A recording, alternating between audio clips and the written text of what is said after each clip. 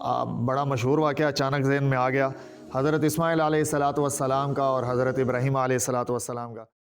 امن یجیب المضطر اذا دعا لا الہ الا ہو، الصلاۃ والسلام علی النبی ورحمۃ اللہ وبرکاتہ، بینوا بلغوا یسروا بشروا، السلام علیکم ورحمۃ اللہ وبرکاتہ۔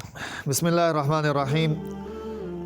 انسان اور انسانی عقل کا تام ہونا بہت ضروری ہے، اور اس کے متعلق جو ہے وہ احادیث نبویہ میں بھی ہمیں بہت زیادہ تعلیمات ملتی ہیں کہ انسان کو پرکھنے کے لیے سب سے پہلے اس کی عقل کو پرکھ لو، سمجھ لو کہ دیکھ لو کہ اس کی عقل کا کیا معیار ہے، لیول کتنا ہے اس کا۔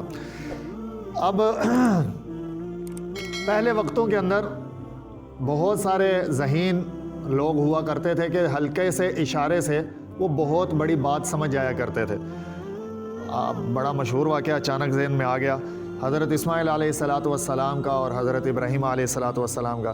حضرت اسماعیل علیہ الصلاۃ والسلام کہیں تجارتی سفر پر تھے، تو گھر میں جو ہے وہ حضرت ابراہیم علیہ الصلاۃ والسلام گھر تشریف لائے، بہو سے حال احوال لیا تو بہو نے کافی گلے شکوے کیے، تو حضرت ابراہیم علیہ الصلاۃ والسلام نے جاتے ہوئے کہا کہ جب اسماعیل آ جائے تو اسماعیل کو میرا سلام کہنا، اور کہنا کہ گھر کا دروازہ پرانا ہو گیا، چوکھٹ بڑی پرانی ہو گئی ہے، تبدیل کر دو۔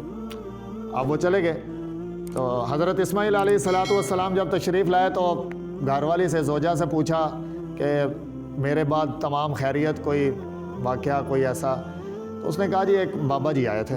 اب وہ نہیں جانتی تھی حضرت ابراہیم علیہ الصلاۃ والسلام کو، تو حضرت اسماعیل علیہ الصلاۃ والسلام نے حلیہ وغیرہ پہچاننے کی کوشش کی، پوچھا کہ بھائی کیسے تھے یہ وہ، اس نے سارا حلیہ وغیرہ بتایا، تو کہا کہ کیا پیغام دے کر گیا؟ کہنے لگیں کہ اسلام دیا ہے اور کہا ہے کہ دروازے کی چوکھٹ جو ہے نا وہ پرانی ہو چکی ہے، لہٰذا تبدیل کر لو۔ تو حضرت اسماعیل علیہ الصلاۃ والسلام نے کہا کہ ان کی تمہارے ساتھ کوئی بات چیت ہوئی؟ کہا جی بات چیت ہوئی تھی، حال احوال لیا تھا وغیرہ وغیرہ۔